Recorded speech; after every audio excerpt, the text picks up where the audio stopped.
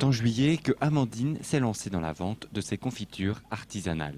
Présente dans plusieurs points de vente troyens, en particulier à l'Office du tourisme, elle a fait de sa confiture au ratafia de Champagne sa spécialité. Je voulais faire un produit vraiment local et dans le département on a bien sûr des fruits, des cerises, des prunes, etc. Mais je voulais vraiment apporter quelque chose de typique de notre région à mon produit et donc j'ai pensé qu'avec le ratafia de Champagne ça pouvait faire un mélange très sympathique. Et donc j'ai fait des essais qui se sont avérés concluants et voilà. Dans ma famille on avait l'habitude de manger le melon en entrée avec du ratafia de Champagne et non du Porto comme beaucoup le font. Et je me suis dit que cuit en confiture ça pouvait apporter une originalité. Actuellement salariée, elle consacre une moyenne de 8 heures par semaine à la confection de ses confitures. Elle propose 16 variétés différentes. En 4 mois, c'est autour de 600 pots qui ont été réalisés. Ah bah mes recettes, je peux pas vous les donner, hein. Certaines viennent de ma grand-mère.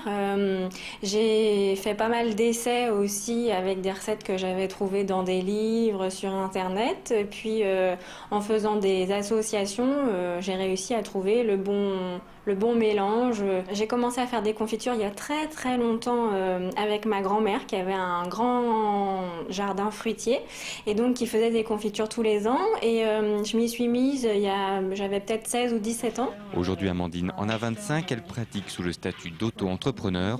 Certains fruits viennent des jardins de sa famille, les autres depuis les marchés.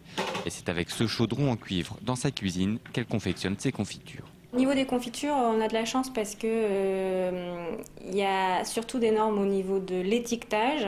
Au niveau sanitaire, il n'y a pas besoin d'avoir un local comme on peut avoir quand on fait de la cuisine à proposer au public, notamment quand on travaille avec des œufs. Donc j'ai la chance de pouvoir travailler chez moi, dans ma cuisine. Désormais, Amandine souhaite étendre ses points de vente en dehors du département.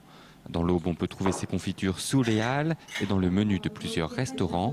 Elle est également sur les marchés de Noël comme à Bouilly, une idée cadeau ou d'accompagnement pour les fêtes de fin d'année.